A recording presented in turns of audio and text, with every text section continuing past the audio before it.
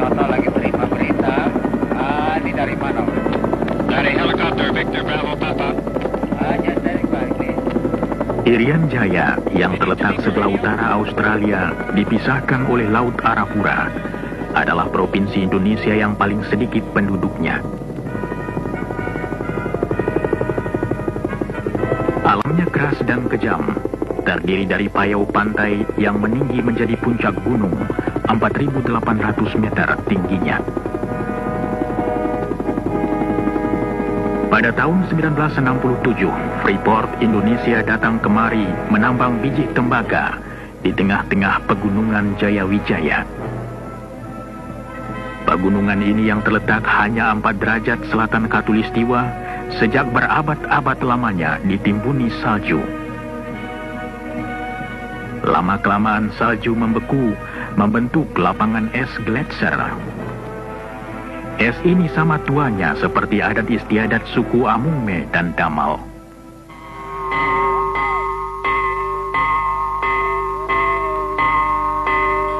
Kita tak tahu apabila dataran tinggi Irian Jaya mulai dihuni.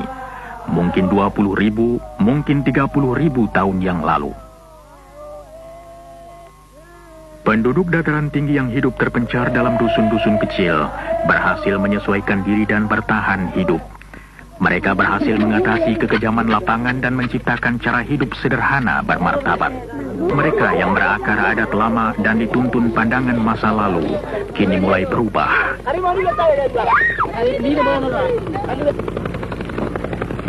Beberapa penduduk desa mulai sadar akan adanya dunia yang lebih luas. Pada tahun 1981, Gunung Biji Timur mulai menghasilkan biji tembaga yang berkadar tinggi. Pertambangan bawah tanah yang baru melanjutkan rencana eksplorasi dan pengembangan sumber mineral yang dimulai tahun 1967. Penjelajahan pertama Freeport dalam wilayah ini terjadi tatkala Forbes Wilson memimpin sebuah ekspedisi ke pegunungan Jayawijaya. Tujuannya mencari sebuah gunung tembaga, Erzberg, yang ditemui seorang ahli geologi Belanda, Jan Zakdozi, pada tahun 1936. Berdasarkan persetujuan pemerintah Indonesia, Freeport diizinkan mengadakan pengeboran percobaan. Endapan biji diperkirakan 33 juta ton. Freeport memutuskan melaksanakan pengelolaan proyek raksasa ini. Direncanakan untuk membangun 6 wilayah kerja, pelabuhan untuk pengampalan biji, daerah persiapan 18 km di hulu sungai, lapangan terbang 43 km dari pantai, sebuah kota 109 km dari pantai, tempat pengelolaan biji 118 km dari pantai dan tambang 1,5 km ke dalam lagi pada ketinggian 3.600 meter. Untuk menghubungi semua tempat, dibangun sebuah jalan yang 99 km panjangnya, melalui hutan di tanah datar sampai ke daerah puncak gunung. Bagian terakhir dari tempat pengolahan ke tambang berupa kereta gantung. Perencanaan, pembelian bahan dan pembangunan dapat dimulai pada awal 1970. Kemang 1 menjadi tempat bermulanya proyek.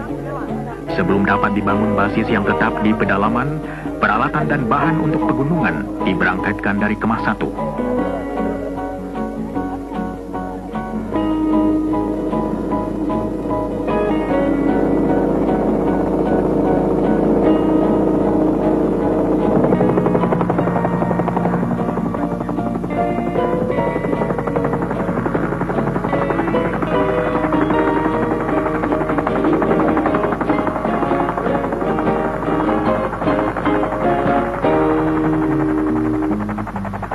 Mula-mula tidak ada tempat pendaratan helikopter.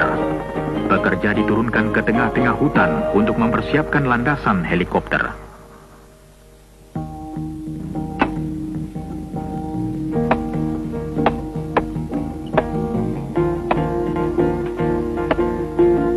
Belas perkemahan dibangun sepanjang daerah pembangunan, disusul kemah barang menurut kemampuan logistik.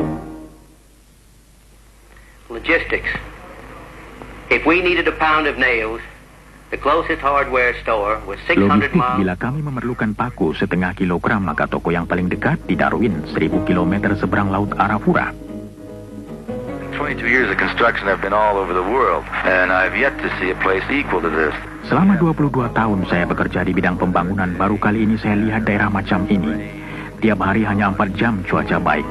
Selebihnya hujan es atau kabut. Usaha kami yang terpenting ialah agar semua tempat mudah dicapai. Seperti itu jembatan gantung yang kami bangun melintasi tebing. Sebelumnya 45 menit untuk sampai. Sekarang cukup jalan kaki 10 menit ke tempat tinggal. Beban paling berat yang dapat diangkut helikopter ialah 800 kg. Dan tim helikopter sangat berjasa dalam usaha membawa barang-barang untuk kami. Inilah satu-satunya cara untuk dapat memulai begitu cepat.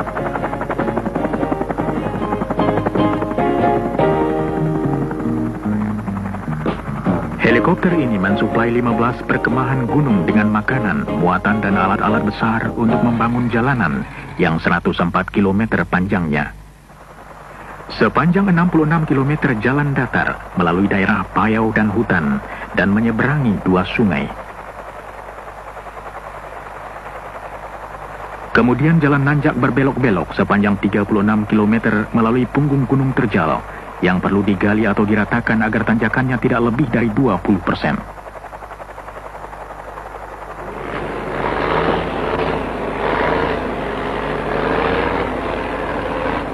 Di tempat-tempat yang terlalu sulit dilampaui terpaksa dibuat terowongan.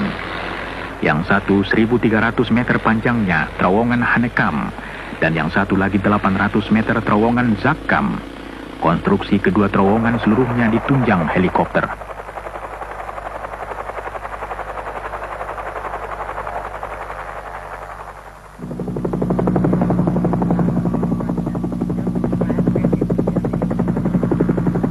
Cuaca merupakan salah satu hambatan terbesar bagi pekerja. Awan tebal sering datang dengan cepat dari laut Arafura. Helikopter yang berangkat dalam cuaca baik tahu-tahu masuk daerah hujan dan kabut hingga terpaksa kembali ke pangkalan.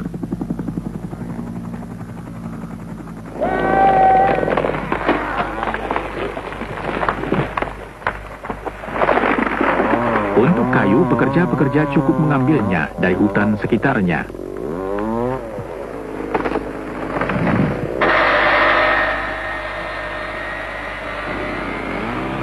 Pohon-pohon hutan yang tinggi ada guna lain untuk membuat landasan jalan. Gelondongan kayu disusun sebagai dasar jalan. Kemudian batu kerikil dituangkan di atasnya menjadi permukaan jalan.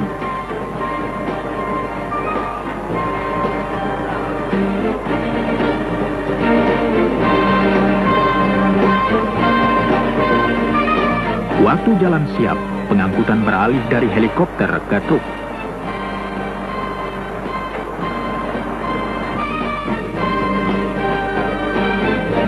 Seluruhnya lebih dari 60.000 ton barang diangkut truk melalui daerah pegunungan, kadang-kadang lebih dari 500 ton per hari. Seringkali truk memerlukan bantuan bulldozer di jalanan pegunungan.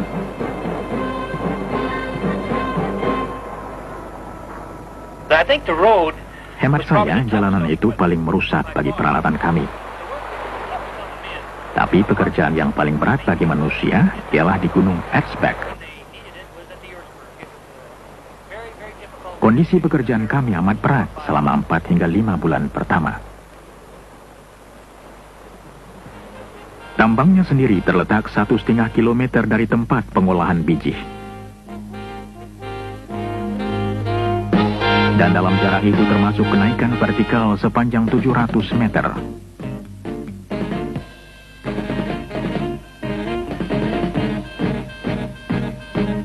Mula-mula kedua tempat dihubungkan dengan kawat yang mengangkut pekerja dan barang-barang ringan.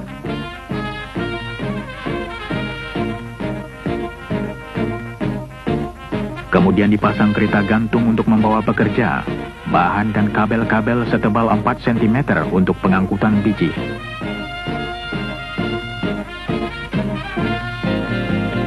Sistem ini merupakan salah satu rentangan kabel tanpa penyangga terpanjang di seluruh dunia.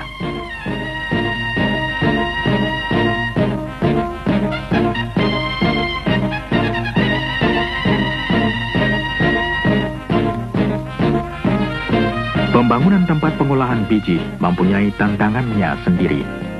Dari cuaca buruk dalam alam keras sampai batas waktu dan masalah logistik.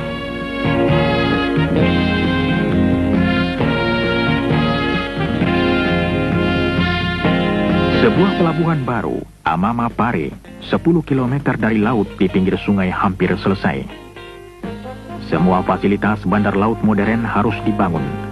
Dari tongkang-tongkang dan tambatannya, sampai alat pembawa barang dan pemuat kapal.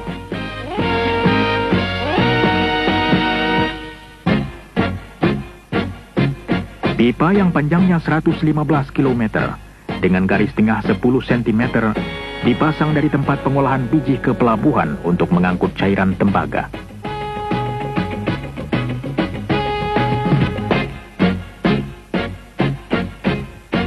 Cairan kental endapan tembaga dalam pipa dipompa mula-mula untuk melewati punggung gunung.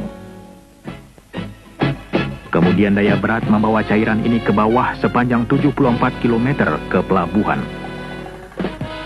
Di tengah-tengah kesibukan operasi awal, pada bulan Maret 1973 sebuah pesawat terbang jet mendarat di Timika. Pesawat ini membawa tamu istimewa yang mulia Presiden Soeharto.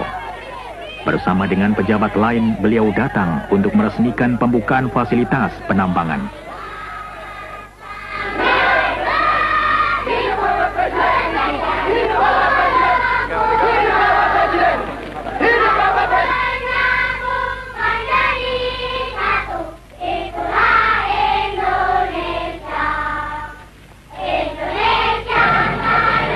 Dalam suatu upacara resmi, Presiden Soeharto mengatakan bahwa usaha ini merupakan pelopor penanaman modal asing di Indonesia. Beliau mengatakan bahwa usaha ini menggambarkan kepercayaan dunia terhadap tekad Indonesia membangun masa depannya. Kepercayaan ini merangsang datangnya investor-investor lain ke Indonesia.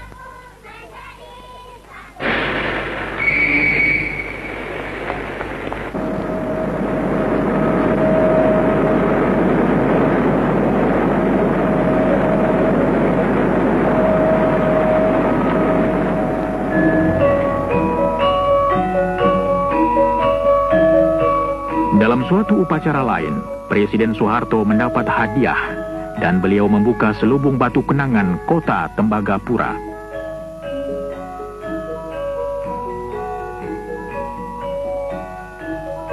Sekarang, 10 tahun setelah mulai dibangun, kota ini berpenduduk 3.500 dan terus berkembang.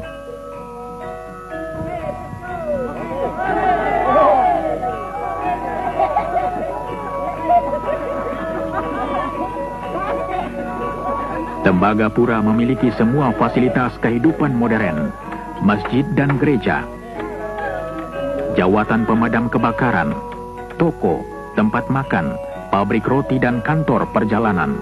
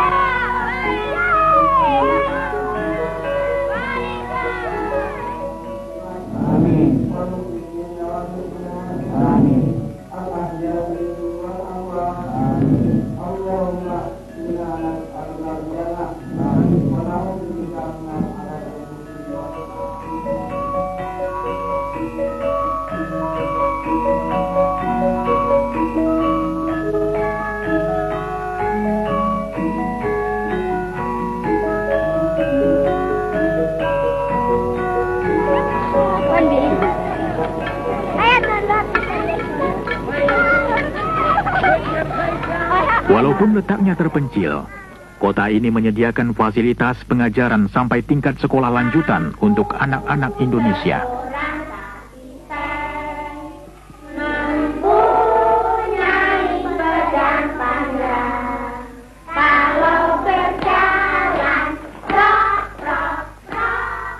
Klinik bayi dan jasa kesehatan lain disediakan untuk pegawai dan keluarga mereka.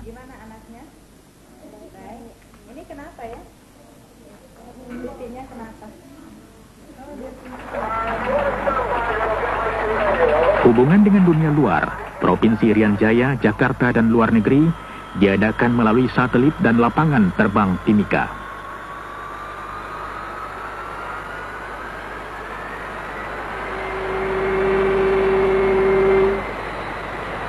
Segala sesuatu harus diimpor, diturunkan dari kapal, dan dibawa dengan tongkang ke PET 11 untuk kemudian diangkut ke daerah pegunungan.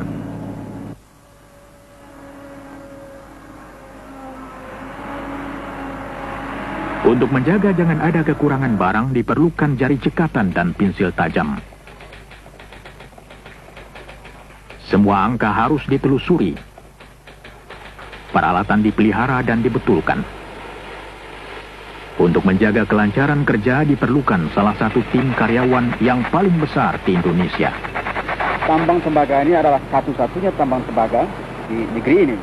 Itu akan berarti juga akan menambah devisa, selain tentu saja merupakan tempat pendidikan tenaga-tenaga ahli yang terampil di dalam bidang pertambangan, dan juga menambah kesempatan kerja, dan menambah pendapatan pemerintah selain dari devisa, juga tentu dengan pajak dan lain-lain. All of the buildings and structures you see around the work Semua areas bangunan dan gedung yang Anda lihat sekitar tempat kerja dan kota membuktikan bahwa Freeport punya komitmen yang panjang di Indonesia. we're standing at the heart of the operation right now, the trams. Kami berdiri di jantung operasi, kereta gantung. Jika kereta mogok, biji tidak dapat diambil dari tambang. Akibatnya tidak ada pekerjaan di tempat pengolahan.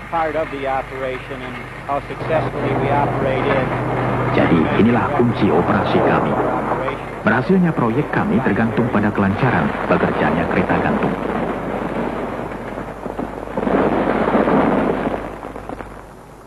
Sejak kami mulai, kereta gantung telah menurunkan seluruh isi Gunung Bijih. Kita mengusahakan tambang tembaga di Gunung Bijih. Dulu pertama kali kita namakan Esberg. Kita telah memproduksi biji tembaga sebanyak kurang lebih 19 million ton. Sementara itu, tim eksplorasi melanjutkan pencarian biji baru. Usaha mereka berhasil, sumber baru ditemui 1 kilometer sebelah timur dari tempat semula, disebut Gunung Bijih Timur.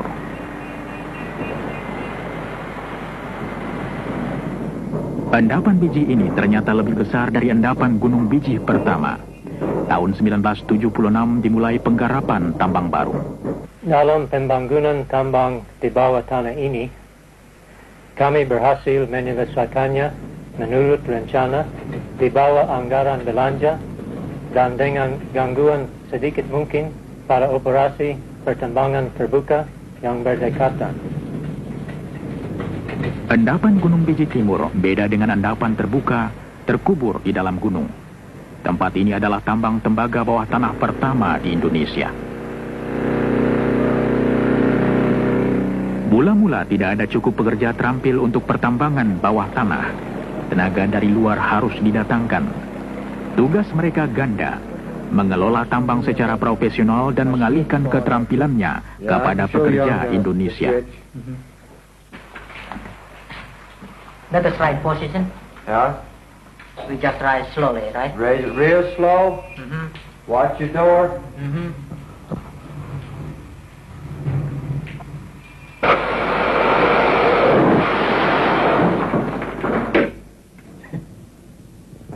Silahkan pakai itu. Bagaimana bedanya? Jauh sekali. Itulah perlunya. Ini baru contoh kecil-kecil saja. Selama 4 tahun, penjelajahan dan perkembangan sekelompok tenaga kerja memasukkan banyak orang Indonesia yang sedang dalam latihan dan tidak pernah bekerja di bawah tanah sebelumnya. Menurut hemat saya, adalah prestasi yang luar biasa untuk mempunyai rekor keselamatan kerja yang lebih baik atau semutu dengan tambang besar yang mana saja di dunia. Oke, mana contohnya? Cepat. After years of exploration, diamond drilling, planning, development. Setelah bereksplorasi bertahun-tahun lamanya, mengebor dengan intan, merencana dan membangun, kini telah tiba saat produksi tambang bawah tanah. Teknologi yang dipakai sangat unik. Apalagi kalau diingat bahwa teknologi macam ini hanya terdapat di sedikit tempat lain di dunia. Dan Anda menemukannya di tempat jauh seperti Irian Jaya.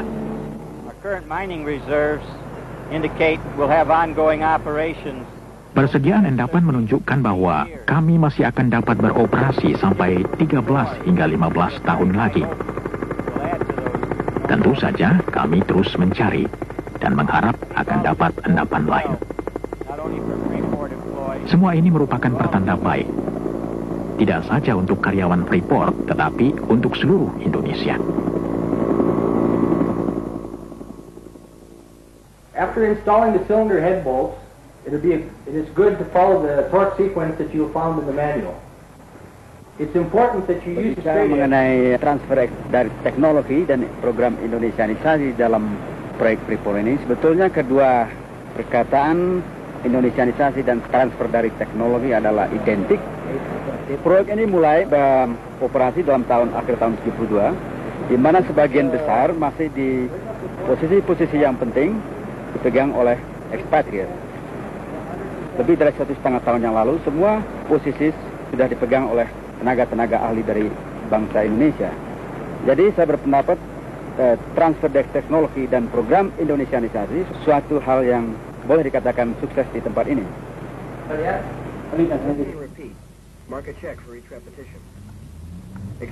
Pengalihan keterampilan dicapai dengan latihan sambil kerja dan dalam bengkel-bengkel kerja. Prismet motor terdiri dari rotor, kemudian motor ini adalah di start dari dalam tank, diisap oleh pompa. Sudah lebih dari 1.200 orang Indonesia mengikuti pelbagai penataran. Langsung dioperate ke kontrol.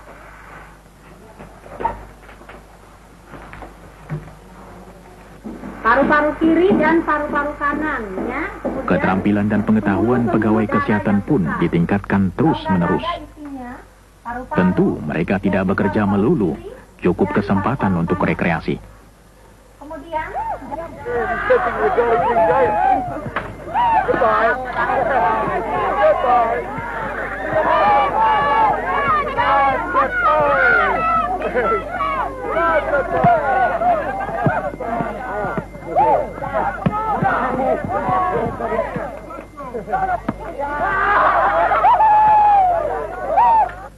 Oh, what a hit! All right! Easy! Oh, second ball! Woo!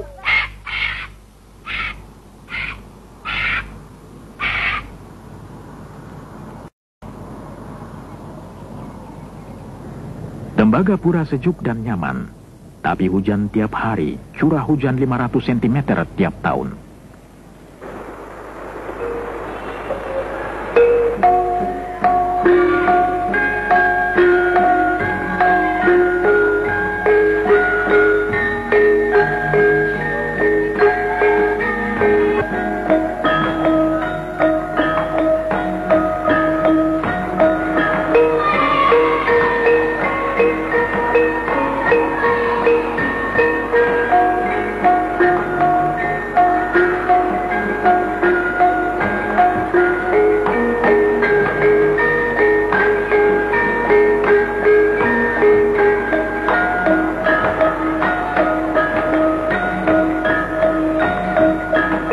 Semangat tak luntur dan pekerjaan proyek jalan terus.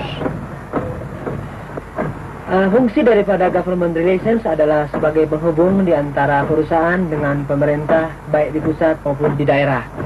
Untuk ini kami bekerja sama dengan pemerintah daerah di Fakfak dan Jayapura, serta juga dengan Kementerian Riset dan Teknologi di Jakarta, untuk membuka daerah pertanian yang baru, daerah resettlement yang baru di daerah pantai, di daerah dataran rendah, memberikan pelayanan kesehatan, pendidikan, dan juga bantuan penyuluhan pertanian. Sejak hadirnya Freeport di daerah ini, Freeport telah berusaha untuk meningkatkan sosioekonomik standar dari penduduk setempat di sini, yaitu melalui program pendidikan, program kesehatan, dan ada kesempatan bekerja bagi penduduk asli di sini.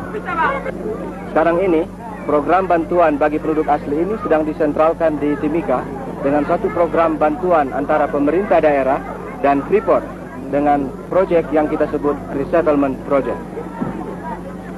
Di belakang ini kita bisa melihat ada toko berjalan atau mobile store. Freeport menjual setiap minggu kepada penduduk setempat ini bahan-bahan pokok yaitu beras, minyak goreng, sabun dan lain sebagainya untuk keperluan penduduk setempat di sini.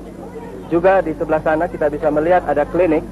Itu kita memberikan pengobatan cuma-cuma kepada penduduk setempat. Ada 3 klinik di proyek ini dengan pelayanan pengobatan cuma-cuma.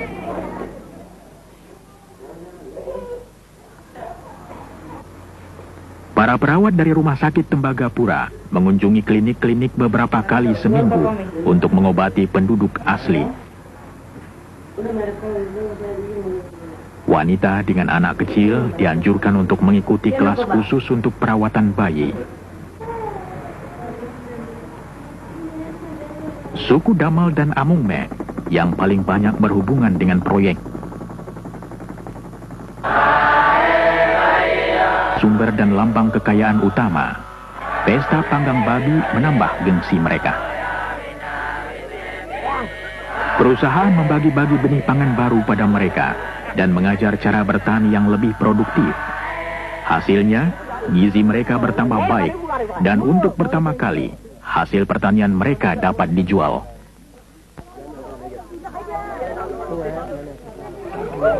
Dengan masuknya proyek ini ke daerah ini, tentu akan menimbulkan sedikit tegangan karena kita membawa teknologi yang zaman luar angkasa ke daerah yang terbelakang. Sekarang juga dengan bekerja sama dengan pemerintah, kita lagi mengusahakan apa yang kita namakan proyek resettlement, yang merupakan suatu proyek yang besar yang berhubungan dengan adanya proyek ini di tempat ini.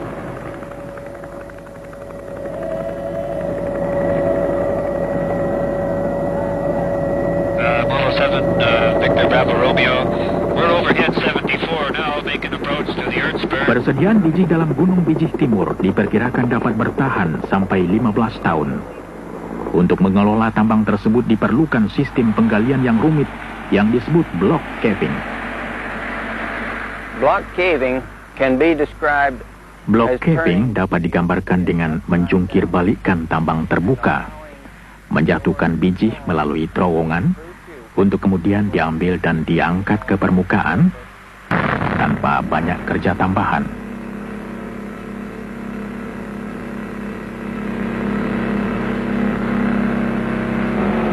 Pekerjaan ini dilakukan sepotong-sepotong. Bagian yang akan dilongsorkan dipersiapkan dulu. Di bawah tempat biji dibuatkan dulu terowongan.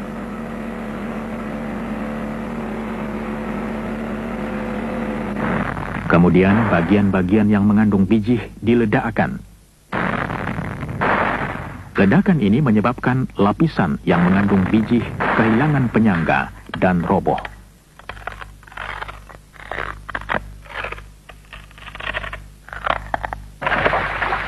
Jatuhnya di terowongan-terowongan yang sudah dipersiapkan.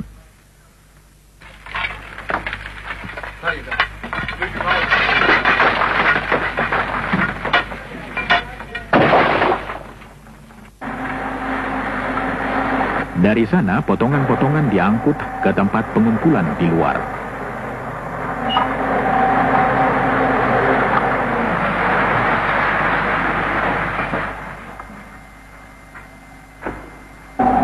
Potongan yang jatuh menyebabkan bagian lain kehilangan penyangga dan terjatuh juga ke dalam terowongan.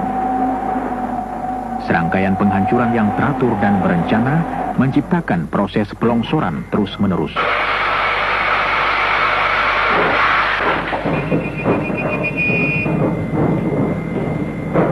Kereta api listrik mengangkut biji ke tempat pengolahan.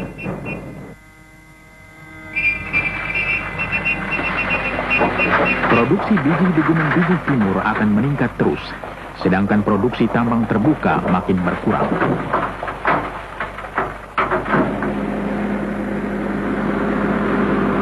biji kasar dari kedua tambang dibawa ke tempat penghancuran yang sama.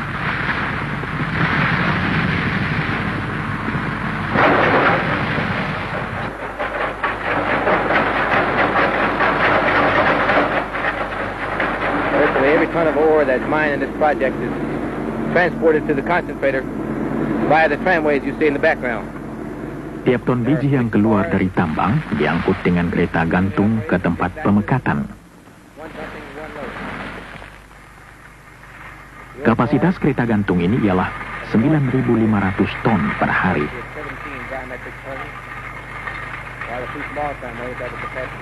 6 kereta bergerak terus-menerus, 1 diantaranya menuang, 1 diisi. Kabel gantung kereta tersebut panjangnya 58 km. Anda dapat mengerti bahwa kesulitan utama ialah memelihara sistem gantung ini. Tiap kabel diperiksa 1 kali seminggu. Hampir tiap bulan ada kabel yang perlu diganti.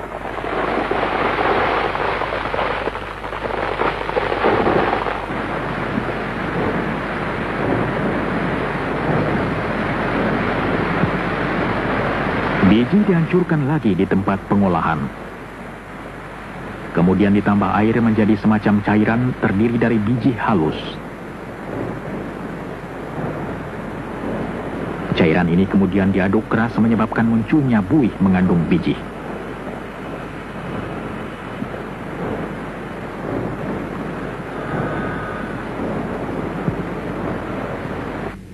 Bahan ini kemudian diperiksa dalam laboratorium untuk menentukan kadar tembaga, emas, dan perak. 96% dari tembaga yang semula terkandung dalam biji dapat dipakai. Hasil yang paling tinggi di seluruh dunia.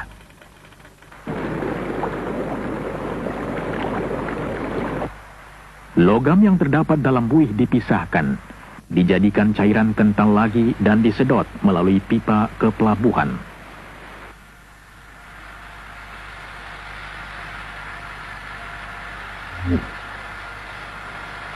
Di sana cairan dikeringkan dan konsentrat siap untuk diekspor.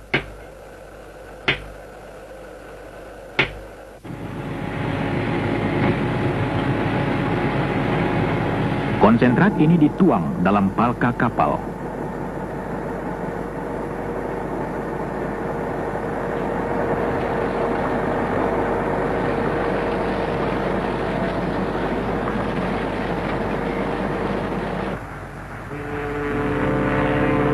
Karena muara sungai Tipuka dangkal, maka kapal hanya diisi sebagian. Kemudian bergerak ke tempat tambatan di lepas pantai.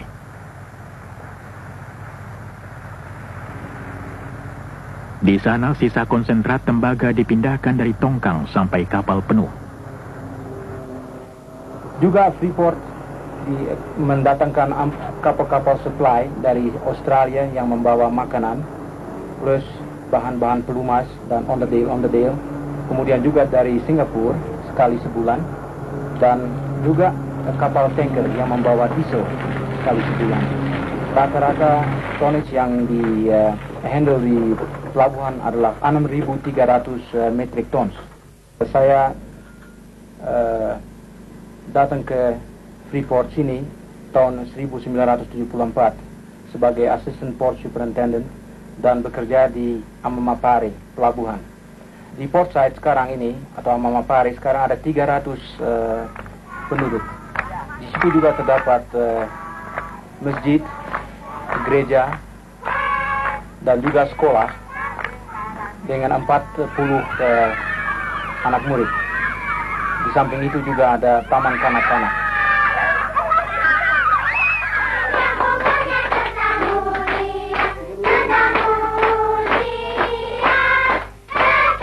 Pesta ulang tahun merupakan tradisi hampir seluruh dunia. Pesta bayi yang pertama lahir di Tembagapura baru-baru ini merayakannya. Sesuai dengan salah satu tradisi Indonesia, merantau, banyak lelaki meninggalkan kampung halamannya mencari petualangan di tanah yang jauh. Mereka datang untuk bekerja di proyek tembaga. Tetapi bukan hanya ini usaha mereka. Mereka membawa adat mereka, membangun masyarakat baru, dan memberikan warna baru, hidup dan vitalitas pada tanah jauh ini. Daerah ini betul-betul merupakan suatu daerah Indonesia mini, karena di daerah ini bekerja orang-orang Indonesia mulai dari Sabang sampai Merauke, dari ujung utara Sumatera sampai selatan daripada Irian Barat. Dan semuanya adalah bekerja sama untuk suksesnya proyek ini.